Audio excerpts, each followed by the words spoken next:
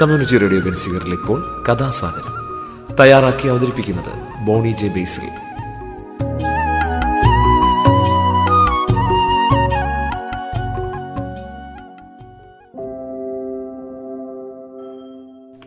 നമസ്കാരം പ്രിയ ശ്രോതാക്കളെ, ഞാൻ ബോണിയാണ്. കഥാസാഗരത്തിന് സമയമായിരിക്കുകയാണ്. ആദ്യമായിട്ട് കേൾക്കുന്ന ഒട്ടേറെ ആൾക്കാർ കാണും ഈ പരിപാടി റേഡിയോയിലൂടെ. അപ്പോൾ അവർക്ക് വേണ്ടി പറയുകയാണ്, കഥാസാഗരം കഥകളുടെ പരിപാടിയാണ്. കഥ മാത്രമല്ല, അവസാനം കുറച്ചൊരു കൊച്ചു വർത്തമാനമൊക്കെ ഉണ്ട്. ഏതെങ്കിലുമൊക്കെ വിഷയത്തെക്കുറിച്ച് സംസാരിക്കാറുമുണ്ട്. അപ്പോൾ ഈ കഥാസാഗരത്തിലൂടെ പലതരത്തിലുള്ള കഥകളാണ് ഇതുവരെ പറഞ്ഞിട്ടുള്ളത്. നാടോടി കഥകളും മുത്തച്ഛി കഥകളും ഇതിഹാസ കഥകളും പുരാണങ്ങളും ഐതിഹ്യങ്ങളും എല്ലാം ഇതിലൂടെ കടന്നു വരുന്നു. അപ്പോൾ ഇന്നത്തെ കഥയിലോട്ട് കിടക്കാം. ഇന്നത്തെ കഥ ഒരു കാശ്മീരി കഥയാണ്. കാശ്മീരി കഥകൾ അടങ്ങിയ ഒരു പുസ്തകത്തിൽ നിന്നെടുത്ത ഒരു കഥയാണ് ഞാനിവിടെ അവതരിപ്പിക്കാൻ പോകുന്നത്. അപ്പോൾ കേട്ടുകൊള്ളുക.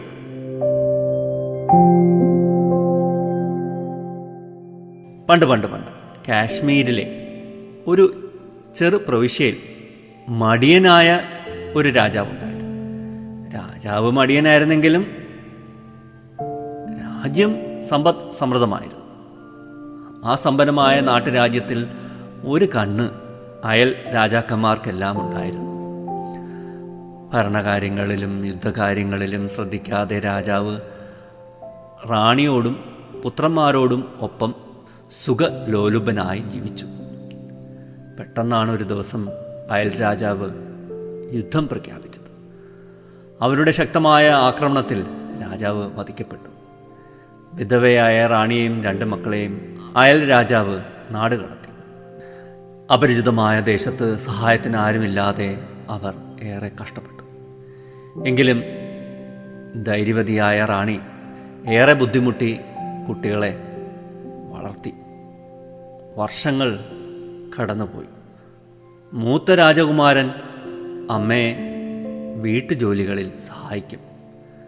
കാട്ടിൽ പോയി വിറക് വെട്ടിയും കായ്ക്കനികൾ ശേഖരിച്ചും മറ്റും അവർ ജീവിച്ചു. ഒരിക്കൽ കാട്ടിൽ വിറക് വെട്ടിക്കൊണ്ടിരിക്കുകയായിരുന്ന രാജകുമാരൻ ഒരു സംഘം കൊള്ളക്കാർ അതുവഴി വരുന്നത് കണ്ടു. കൊള്ള മുതൽ കുതിരപ്പുറത്ത് സഞ്ചികളിൽ നിറച്ച് ഘോഷയാത്ര പോലെയായിരുന്നു അവരുടെ വരവ്. അപ്രതീക്ഷമായി കൊള്ളക്കാരെ മുന്നിൽ കണ്ട് ഭയന്ന രാജകുമാരൻ അടുത്ത് കണ്ട മരപ്പൊത്തിൽ കയറി ഒളിച്ചിരുന്നു. അല്പം അകലെയുള്ള ഒരു പാറക്കെട്ടിന് മുമ്പിൽ ചെന്ന് കൊള്ളക്കാർ ഒരു മന്ത്രം ഉറക്കെ ചൊല്ലിയതും പാറക്കെട്ടിന് മുന്നിൽ നിന്നും ഒരു വലിയ കല്ല് പതുക്കെ ഉരുണ്ടു മാറി. അവർ കൊണ്ടുവന്ന സാധനങ്ങൾ ഗുഹയ്ക്കകത്ത് വെച്ച് വാതിൽ മന്ത്രം ചൊല്ലി അടച്ച് കൊള്ളക്കാർ വീണ്ടും പുറത്തുപോയി.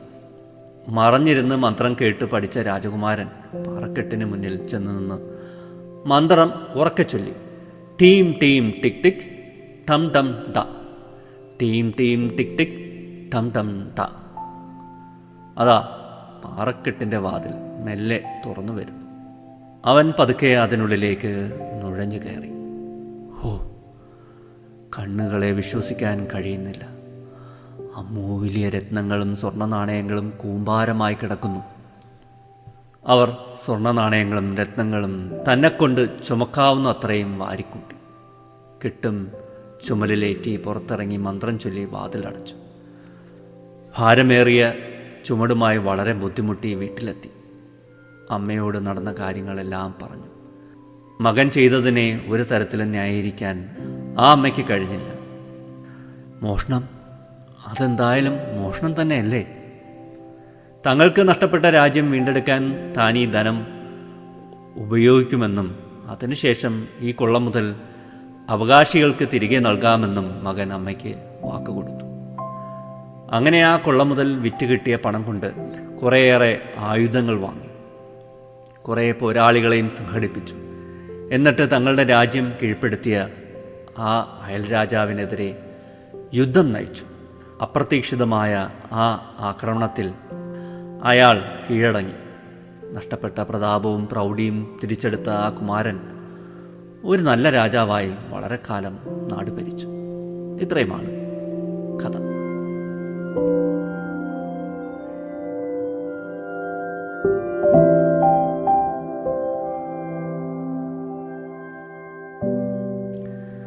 ഒരു ചെറിയ കഥയാണ്, ഒരു കാശ്മീരി കഥയാണ്.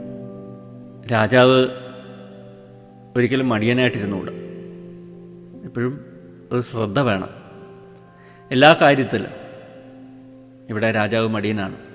ചുറ്റുപാടുമുള്ള ശത്രു രാജ്യങ്ങളെക്കുറിച്ച് ഒരു ധാരണയുമില്ലായിരുന്നു. അവരുടെ നീക്കങ്ങൾ ശ്രദ്ധിച്ചതുമില്ല. ഒരു രാജ്യഭരണം നടത്തുമ്പോൾ ചാരന്മാർ എത്തിക്കുന്ന വാർത്തകളും അതിപ്രധാനമാണ്. ശത്രു രാജ്യത്ത് എന്തൊക്കെ നീക്കങ്ങൾ നടക്കുന്നു എന്നൊക്കെ ഉള്ളത് അറിയേണ്ടത് വളരെ പരമപ്രധാനമാണ് രാജ്യഭരണത്തിൽ. എന്തായാലും ഈ രാജാവ് മടിയനായിരുന്നു. അതുകൊണ്ട് തന്നെ അദ്ദേഹം വധിക്കപ്പെടുകയാണ്. അയാൾ രാജാവ് ആ രാജ്യം കീഴടക്കുകയാണ്. എന്തായാലും ഈ കഥ വായിച്ചപ്പോൾ ശ്രോതാക്കൾ പലർക്കും അലിബാബയുടെയും 40 കള്ളന്മാരുടെയൊക്കെ കഥ ഓർമ്മ വന്ന് കാണും. അതിനകത്തുള്ള പോലെ ഉള്ളൊരു സന്ദർഭം ഇതിനകത്തുമുണ്ട്. എനിക്കും തോന്നി. ഇതിനകത്ത് അമ്മ ഒരു ന്യായമുള്ള അമ്മയാണ്. മകൻ യുവരാജാവ് എടുത്തുകൊണ്ട് വരുന്ന സ്വർണം അത് തിരികെ കൊടുക്കണമെന്നൊക്കെ പറയുകയാണ്. മകനൊരു നിർബുദ്ധിയൊക്കെ പറഞ്ഞു കൊടുക്കുകയാണ്. കളവ് മുതൽ ഒരിക്കലും സ്വന്തമാക്കരുത് എന്നൊക്കെ, അത് തിരികെ ഏൽപ്പിക്കണം എന്നൊക്കെ ഉപദേശിക്കുകയാണ്. എന്തായാലും രാജ്യം തിരികെ കിട്ടുകയാണ്, തിരികെ പിടിച്ചെടുക്കുകയാണ്. ഈ യുദ്ധമാണ് ഇതിനകത്തെ പ്രമേയം. യുദ്ധമാണ് അവസാനം ജയിക്കുന്നത്. ഈ യുദ്ധത്തിൻ്റെ കാര്യം പറയുമ്പോൾ യുദ്ധം ഇല്ലാതെ ഒരു കാലവുമില്ല. ചരിത്രമെന്ന് പറയുന്നത് യുദ്ധങ്ങളുടെ ചരിത്രം കൂടിയാണ്. അങ്ങനെ നമുക്ക് വിശേഷിപ്പിക്കാം അല്ലേ ചരിത്രത്തെ. അലക്സാണ്ടർ നമ്മുടെ മുമ്പിലുണ്ട് അല്ലേ, ലോകം കീഴടക്കാൻ ഇറങ്ങിയ അലക്സാണ്ടർ ചക്രവർത്തി. ഏതെങ്കിലും ഒരു ദിവസം ഉണ്ടോ യുദ്ധമില്ലാതെ ഇരുന്നിട്ടുള്ള? എവിടെയെങ്കിലും അല്ലേ, ലോകത്തിൻ്റെ ഏതെങ്കിലുമൊക്കെ ഒരു കോണിൽ ഒരു യുദ്ധം നടക്കുന്നുണ്ടാകും. ചെറുതല്ലെങ്കിൽ ഒരു വലിയ യുദ്ധം, മനുഷ്യർ തമ്മിലുള്ള എന്തെങ്കിലുമൊക്കെ യുദ്ധം ഏതെങ്കിലുമൊക്കെ കോണിൽ എപ്പോഴും നടക്കുന്നുണ്ടാകും. മനുഷ്യ ചരിത്രത്തിൻ്റെ ഭാഗമാണ് യുദ്ധം. ഇന്ന് യുദ്ധത്തിൻ്റെ രീതിയൊക്കെ മാറി. പണ്ട് അമ്പും വില്ലും അല്ലെങ്കിൽ പരസ്പരം കൈകൊണ്ടോ ദ്വന്ദ്വയുദ്ധമോ അങ്ങനെയൊക്കെയായിരുന്നു യുദ്ധത്തിൻ്റെ രീതി. അതൊക്കെ മാറി. ഇന്ന് ബോംബുകളാണ്, അണുവായുധങ്ങളാണ്, ലേസർ കൊണ്ടുള്ള ആയുധങ്ങളുണ്ട്. അങ്ങനെയൊക്കെ പലതരത്തിലും. ഇന്ന് മരണത്തിന് കാരണമായ ഏറ്റവും വലിയ കാരണമെന്ന് പറയുന്നത് ഇന്നത്തെ കാലത്ത് എന്താണെന്ന് ശ്രോതാക്കൾക്ക് അറിയാമോ? മനുഷ്യനെ ഏറ്റവും കൂടുതൽ ഇന്ന് അപായപ്പെടുത്തുന്നത് വായു മലിനീകരണമാണ്. ഇപ്പോൾ ഇസ്രയേൽ യുദ്ധത്തിലേക്ക് ഗാസ, അവിടെ ഏറ്റവും വലിയ പ്രശ്നം ഈ വായു മലിനീകരണമാണ്. ബോംബിംഗ് ഉണ്ടാകുമ്പോൾ തീർച്ചയായിട്ടും ഭയങ്കരമായിട്ട് വായു മലിനപ്പെടുകയാണ്. ഈ വായു മലിനീകരണം കൊണ്ട് ലോകത്ത് 7 മില്യൺ മരണങ്ങൾ, പ്രിമച്വർ ഡെത്ത് ഉണ്ടാവുന്നു എന്നാണ് കണക്കുകൾ സൂചിപ്പിക്കുന്നത്. പ്രിമച്വർ ഡെത്ത് എന്ന് പറയുമ്പോൾ അകാലത്തുള്ള മരണം, വളരെ നേരത്തെ മരണപ്പെടുക എന്നുള്ളതാണ് ആ വാക്കിൻ്റെ അർത്ഥം. അപ്പോൾ ഗാസ നല്ല എയർ ക്വാളിറ്റി ഉള്ളൊരു സ്ഥലമായിരുന്നു. വലിയ വ്യവസായവൽക്കരണമൊന്നും ഇല്ലാത്ത ഒരു സ്ഥലമായതുകൊണ്ട് നല്ല വായു അല്ലെങ്കിൽ ആരോഗ്യപരമായിട്ടുള്ളൊരു വായു നിലവാരമുള്ളൊരു സ്ഥലമായിരുന്നു. പക്ഷേ ഈ യുദ്ധം തുടങ്ങിയ ശേഷം ഭയങ്കര താഴ്ന്ന അവസ്ഥയിലാണ്, വളരെ മോശമായ അവസ്ഥയിലാണ്. അപ്പോൾ നമ്മൾ ഈ ആധുനിക ബോംബുകളും റോക്കറ്റുകളും മിസൈലുകളും പിന്നെ ബോംബർ വിമാനങ്ങൾ, എയർക്രാഫ്റ്റ്, ഇതെല്ലാം നമ്മുടെ വായു മലിനമാക്കും. അപ്പോൾ ഇത് ഒരു യുദ്ധം ഉണ്ടാകുമ്പോൾ തീർച്ചയായിട്ടും കാലാവസ്ഥയ്ക്ക് അനുകൂലമല്ല. കാലാവസ്ഥ തകിടം മറിക്കും. ഒത്തിരി മാറ്റങ്ങൾ കാലാവസ്ഥയ്ക്ക് തന്നെ ഉണ്ടാകും. അത്രയേറെ അല്ലേ, തീയും പുകയും രാസവസ്തുക്കളും എല്ലാം അന്തരീക്ഷത്തിലോട്ട് പടരുകയും കലരുകയും ഒക്കെ ചെയ്യും. മണ്ണും വായുവും എല്ലാം മലിനമാവും. കെട്ടിടങ്ങളെല്ലാം തവിടുപൊടിയായി നിലം പതിക്കും.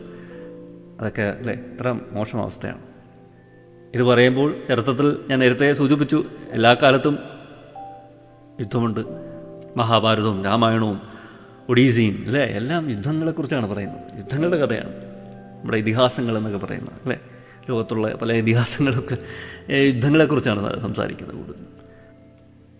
ഇനി ഉള്ള കാലത്ത് യുദ്ധങ്ങൾ എനിക്കറിയില്ല, അങ്ങനെ മനുഷ്യരുള്ളിടത്തോളം കാലം യുദ്ധങ്ങളുണ്ടാകും. പക്ഷേ നമ്മൾ ചിന്തിക്കേണ്ട മറ്റൊരു വസ്തുത, ഇപ്പോൾ നമ്മൾ ഇവിടെ ഇലക്ട്രിക് വാഹനങ്ങളുടെയൊക്കെ അല്ലേ, നമ്മൾ എന്തുകൊണ്ട് ഇലക്ട്രിക് വാഹനങ്ങളോട്ട് മാറുന്നു എന്ന് പറഞ്ഞാൽ, ഒന്ന് പെട്രോളിനും ഡീസലിനുമൊക്കെ നല്ല വിലയുണ്ട്.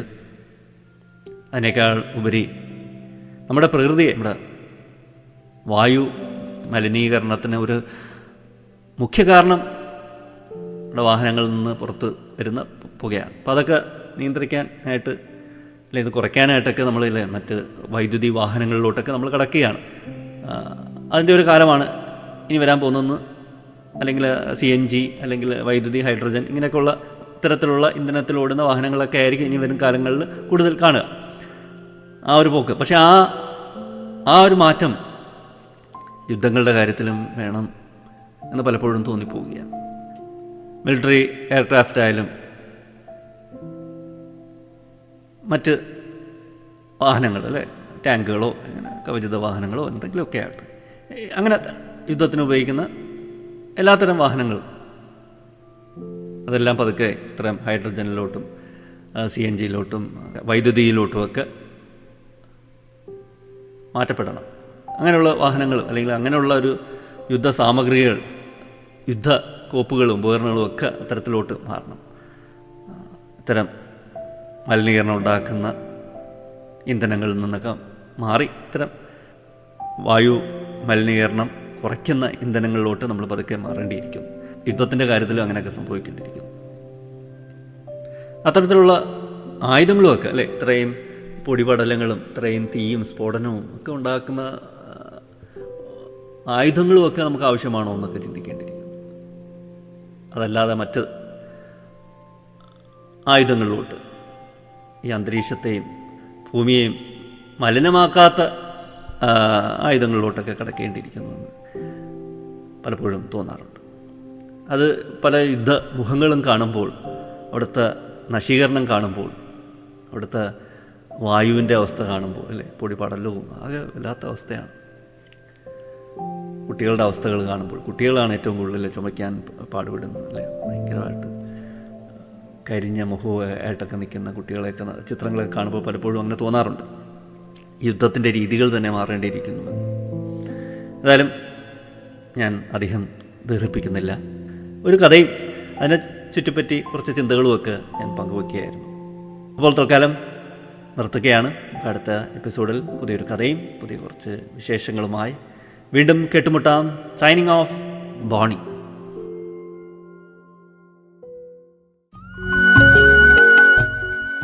കമ്മ്യൂണിറ്റി റേഡിയോ ബെൻസികരിൽ നിങ്ങളിപ്പോൾ കേട്ടത് കഥാസാഗരം. തയ്യാറാക്കി അവതരിപ്പിച്ചത് ബോണി ജെ ബേസിൽ.